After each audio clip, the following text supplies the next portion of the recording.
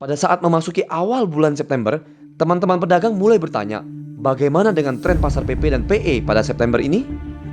Kami coba berkaca dari laporan pasar di Cina dan Arab Saudi, karena sedikitnya pasar lokal Indonesia dipengaruhi oleh kondisi pasar ekspor. Pertama kita cek dulu pasar di Cina.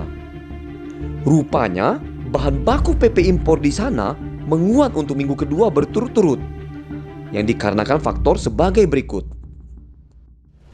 Pertama, naiknya kontrak dalian berjangka oleh karena tingkat persediaan produsen lokal yang terus menurun dan ditambah dukungan pemerintahan yang lebih baik pada minggu ini selama tren kenaikan harga. Untuk bahan PP berjangka Januari, pada Dalian Commodity Exchange mencatat kenaikan mingguan sebesar 39 US dollar per ton pada tanggal 2 September.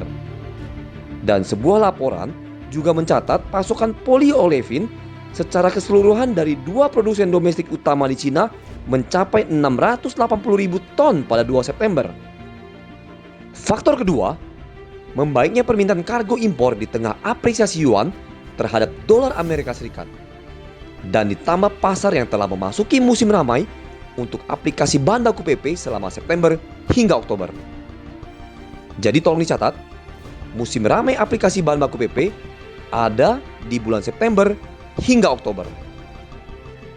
Maka secara keseluruhan, harga impor untuk bahan PP Homo Raffia dan injeksi telah dinilai 10 US dollar per ton, lebih tinggi dari minggu lalu, sehingga harga berada di kisaran 910 US dollar sampai dengan 930 US dollar per ton berdasarkan CIF Cina yang berbasis uang tunai. Dan tolong dicatat juga, untuk bahan PPBC injeksi impor, kisaran harga secara keseluruhan dinilai lebih tinggi pada 960 US dollar sampai dengan 1030 US dollar per ton dengan ketentuan yang sama. Menurut sebuah laporan, harga spot bahan baku PP yang berbasis CFR Cina saat ini sudah berada pada kisaran 860 US dollar per ton. Ini merupakan level tertinggi sejak akhir Januari. Setelah dari pasar Cina, sekarang kita cek ke pasar Arab Saudi.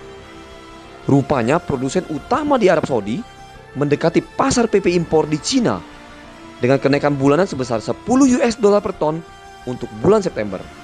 Dan ditambah dukungan kondisi permintaan yang lebih sehat dan pasokan bahan baku.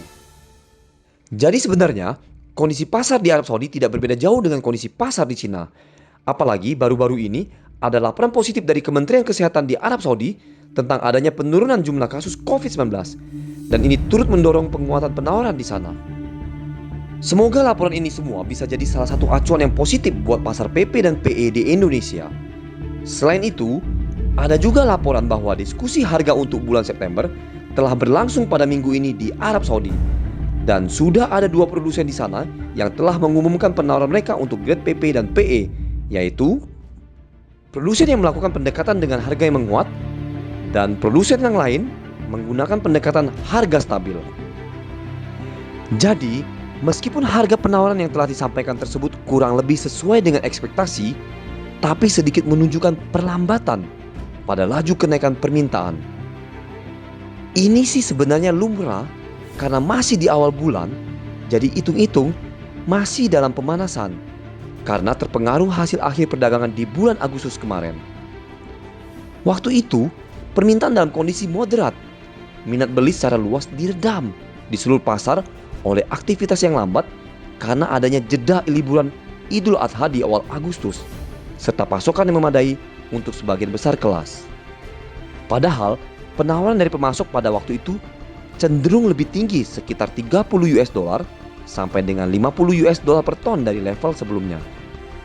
Kalau di Indonesia bagaimana? Ya, sebenarnya sama saja. Karena ada beberapa pedagang yang mengeluhkan hal yang sama. Permintaan sempat menurun pada bulan Agustus karena kalender di pertengahan Agustus diwarnai dengan tanggal merah untuk peringatan kemerdekaan RI dan Tahun Baru Muharram. Sehingga aktivitas produksi sempat menurun di pertengahan hingga akhir bulan Agustus. Sekarang perhatian kita kembali lagi ke harga penawaran produsen PP dan PE di Arab Saudi untuk bulan September. Untuk bulan September, produsen utama di Arab Saudi ada yang menerapkan pendekatan peningkatan penawaran dan ada juga yang menerapkan pendekatan harga stabil. Untuk produsen yang menerapkan peningkatan penawaran, mengumumkan harga mereka sedikit lebih tinggi yaitu kisaran 20 US dollar sampai dengan 21 US dollar per ton dari bulan Agustus untuk bahan PP Homo, HDPE film, dan HDPE injeksi. Jadi mohon dicatat, karena adanya peningkatan penawaran, maka harga untuk bahan baku PP dan PE di Arab Saudi di bulan September adalah sebagai berikut. Untuk PP Homo Raffia dan injeksi, harga berada di kisaran 930 US dollar per ton.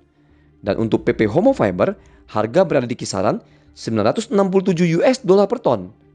Dan untuk LDPE film, harga berada di kisaran 960 US dollar sampai dengan 1000 US dollar per ton. Sedangkan untuk LLDPE C4 film, harga berada di kisaran 849 US dollar per ton. Dan untuk HDPE film, harga berada di kisaran 916 US dollar per ton. Dan untuk HDPE injeksi, harga berada di kisaran 929 US dollar per ton. Dan untuk HDPE BM, harga berada di kisaran 909 US dollar per ton. Semua itu berdasarkan FD Jeddah yang berbasis uang tunai. Dengan adanya peningkatan penawaran ini, maka pelaku pasar yang tadinya tidak punya rencana untuk melakukan pembelian bahan baku, akhirnya mau tidak mau mereka mulai melakukan pembelian. Karena mereka juga melihat adanya pertumbuhan minat beli yang lebih baik. Pembeli yang tadinya tidak mau melakukan pembelian dapat kembali lagi ke pasar untuk membeli bahan baku yang baru.